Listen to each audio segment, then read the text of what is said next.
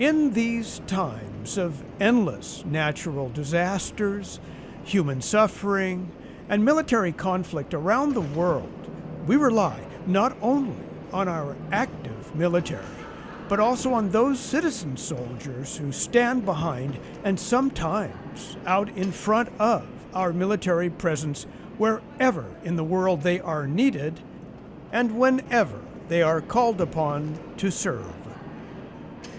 Constituting more than 40% of our military strength, our reservists and our National Guards men and women serve part-time and sometimes full-time deployments for as much as a year, leaving jobs, careers, and family behind.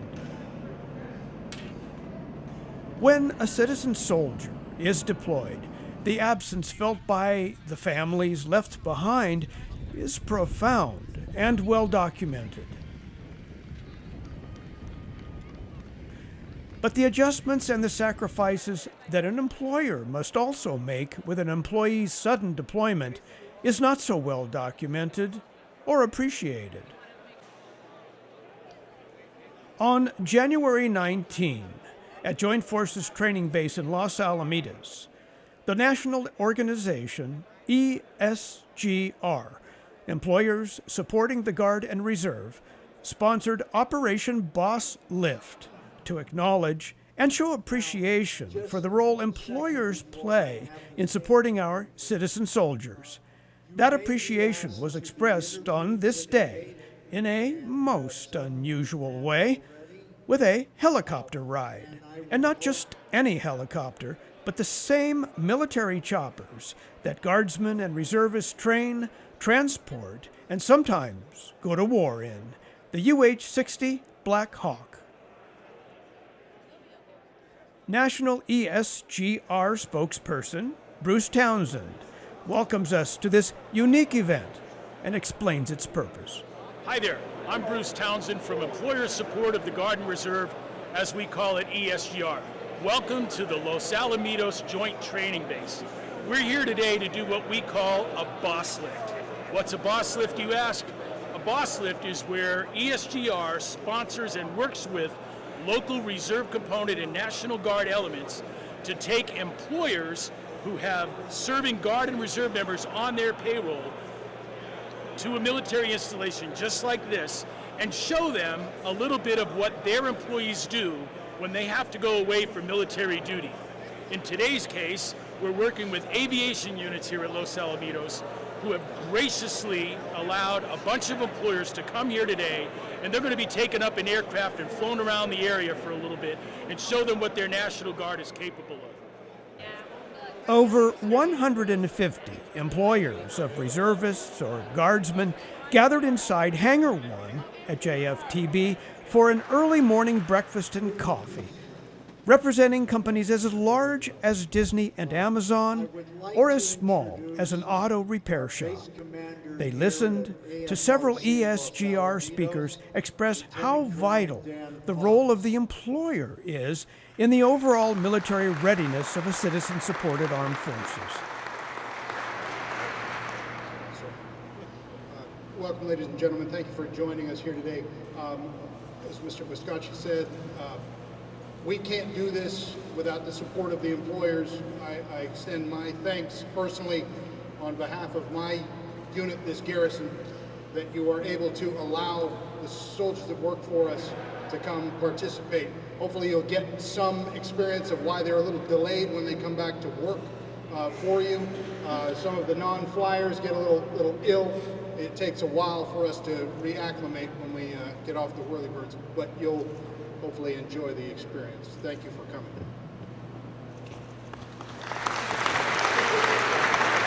Thank you, Colonel Fox. This is very, very important understanding, and we train a lot more than we did 30, 40, 50 years ago. So your understanding and support are really appreciated, no doubt. I'd like to introduce now the commander of the 140th Aviation Battalion, Lieutenant Colonel Clark Theodore. Sir?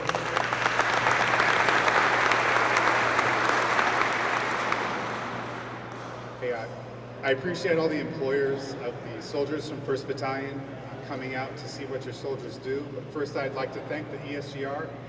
We've been doing this in tandem with the ESGR for many years, multiple iterations, and it keeps getting better and better. And to date, this is the best one that we've done so far. So thank you very much, and we look forward to a continued relationship with you. Just quick, the 1st Battalion of the 140th is an aerosol battalion.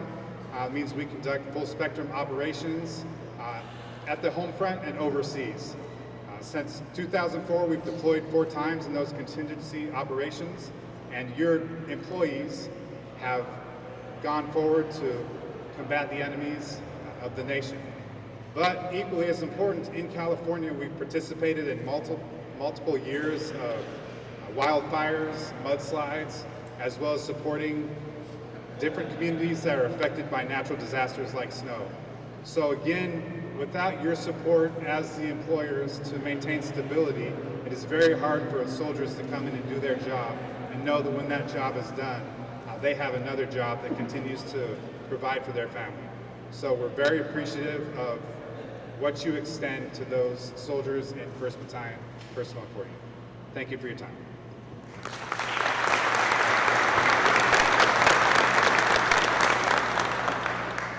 Thank you, Colonel Theodore. I'd like to introduce next Lieutenant Colonel David Lovett. He's the commander of the 640th Aviation Battalion. Sir?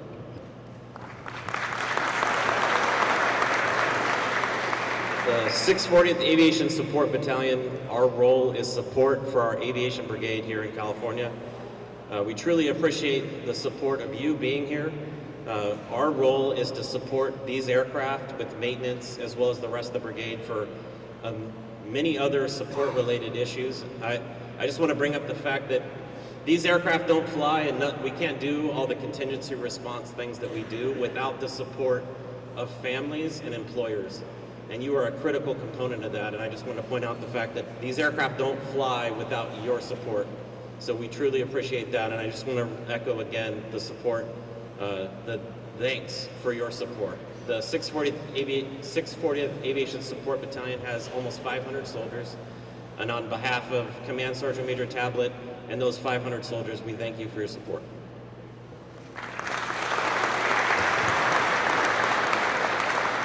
All yours.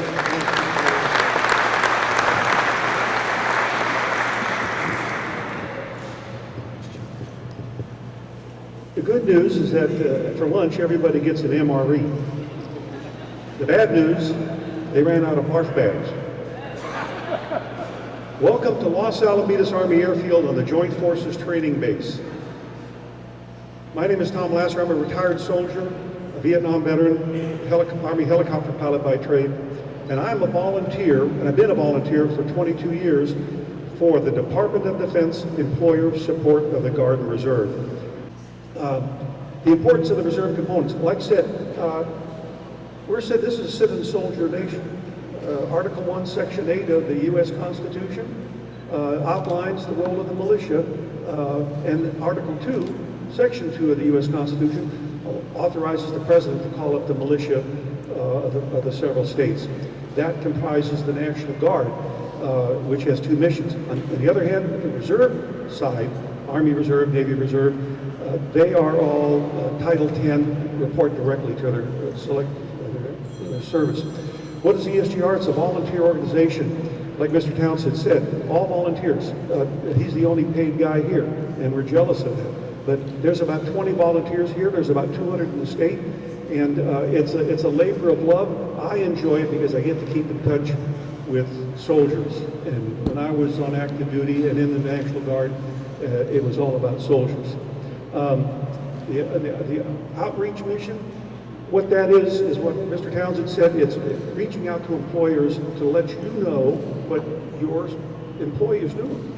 Where are you going? Is he going to Palm Springs to hang out for the weekend? Is he going up the coast someplace to hide? Or is he putting on his uniform, serving his country and his state here at Los Alamitos? During the morning session, employers heard the latest updates from ESGR officials on deployment regulations and incentives for companies, as well as their legal obligations to their citizen soldier employees. And there were opportunities for one-on-one questions and comments related to their own employees. And we spoke to a few of those employers present on this day. Excuse me, sir, are you representing one of the companies, corporations? Yes, sir. I am representing the Walt Disney Company. Okay. Let me ask you, other than getting an exhilarating ride Yes. in a brand new military helicopter, a UH-60, why is it important for Disney, for you, Mr. Roy, to be here today? It is important for me to be here to show appreciation to the military for their service to our nation, but it's also important for us to give that positivity of the families having a job back when they return from deployment. How many employees, do you happen to know how many employees you have? In the company, we have about 35,000. 35,000 employees. Do you know how many of them are of military status? Not off the top of my head, but I would imagine probably around 5,000 to 10,000 of those employees. Very big corporation that supports the military. And You're looking forward to that ride today? I sure am, yes, sir. Okay, all right. Thank you. Thank you very much for being here.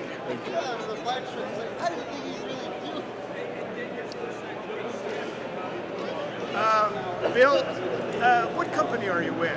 Red Top Auto Services. And at Red Top, do you have employees?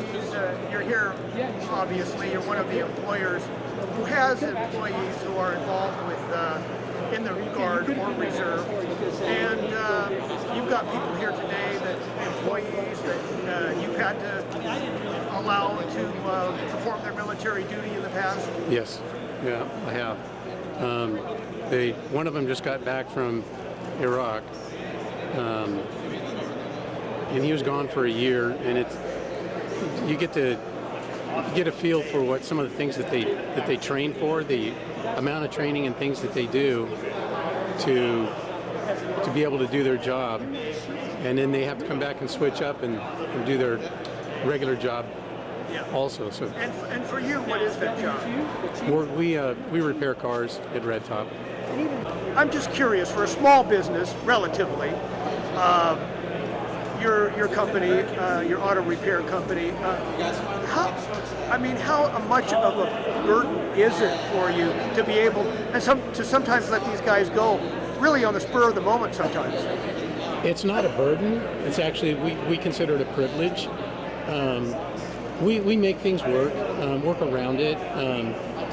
It creates issues that we deal with, but I wouldn't consider it a burden. It's a privilege. I know what they're going out to do. They're standing in line in front of us to protect our country, protect our rights, our privileges, and I'm proud to do it. As the morning presentations wound down, ESGR officials directed employers to their pre-assigned tables in preparation for takeoff, and then out onto the airfield in groups of 8 for their BossLift in a Blackhawk. Almost every one of those 150 employers attending the event lined up for a ride. Many said they were appreciative of the recognition by ESGR and the information they got in the morning session. Some admitted candidly they were there for the ride. Okay, just talking with Cooper Bayless. Yes. You have a company. You're an employer here. I am. With with an employee who is from time to time deployed. In fact, I guess he's here today. He is. He's a pilot? He is. Tom Bly. He's right behind us. Okay. All right. So, what is your company? It's a company called Earth Cycle. So we are a calcium-based biodegradable plastic that we've created to a sustainable solution to plastic pollution. There must be some turmoil, some churn when you have to backfill a position of an important employee. How do you go about doing that in a situation like that? Well, fortunately, Tom, we've never had the pleasure or challenge of losing him for a long period of time. So in those short, brief moments. What are we talking about? Oh, it might be a Saturday, weekend, extended weekend, if he has to leave on a Friday or be gone on a Monday. He's very good about communicating, so we're prepared.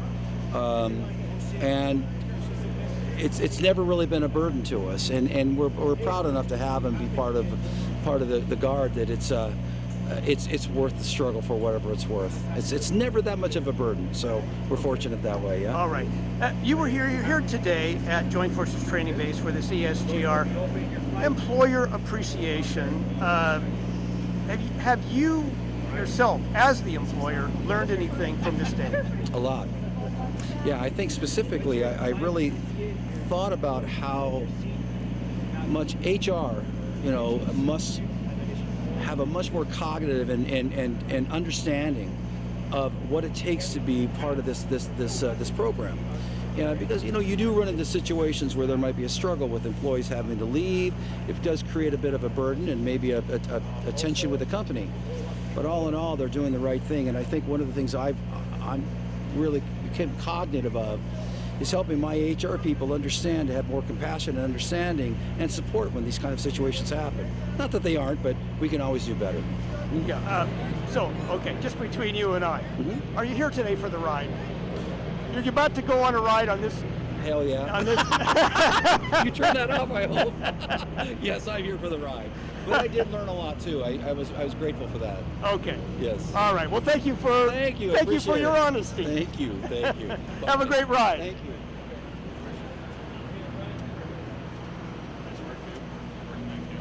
And then out onto the tarmac to an awaiting Blackhawk helicopter.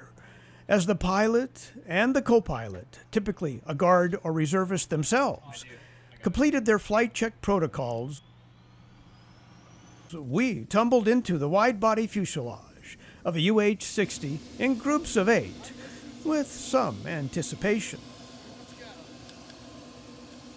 Harnessed down securely in our seats, with bay doors left full open, rotors began to turn on the Blackhawk's dual engines. A quick pan of my fellow riders, most of whom earlier admitted they'd never been in a helicopter before, gave a confident but anxious thumbs up, and the looks on their faces showed it.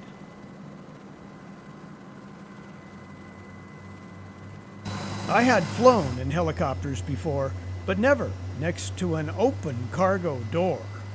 Nevertheless, my thumb went up too. Finally, we get the only thumbs up that really mattered from the crew chief, who then hops aboard, and our ride begins with a taxi down runway 22 right.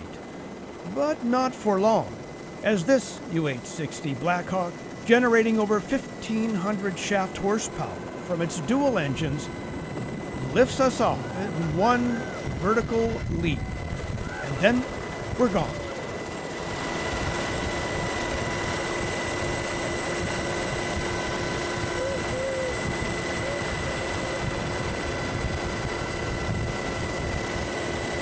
Gaining altitude quickly on a prescribed flight path, we are over Old Ranch Country Club in no time. Then, with the wide expanse of the Seal Beach wetlands passing quickly below us, a vista you can only fully appreciate from above,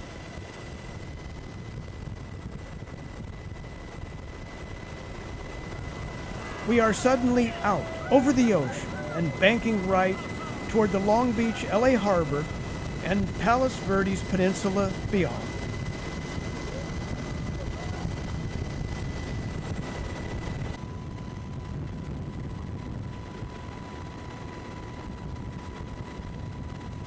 Palos Verdes Peninsula was our turnaround point, and the Sikorsky Blackhawk executes a tight banking turnaround as you hold on to the faith of your fathers that your 5-point harness will keep you in that chopper seat.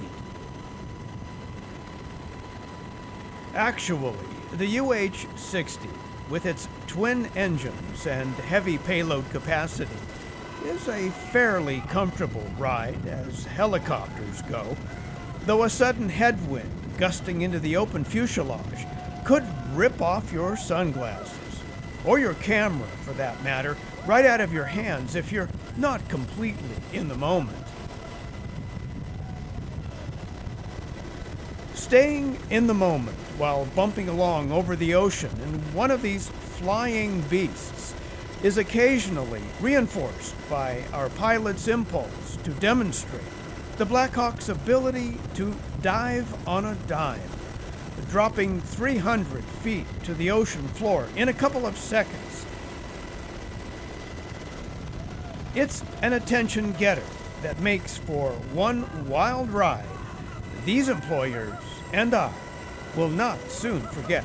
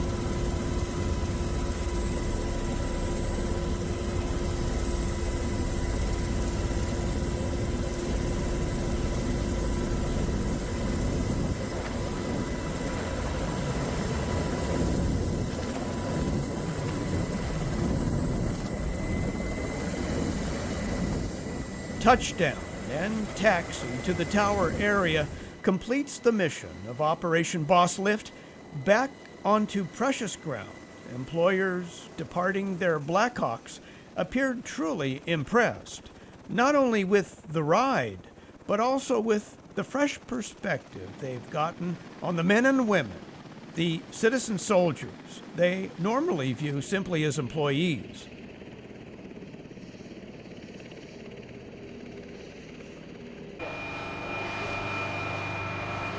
So you just took a ride.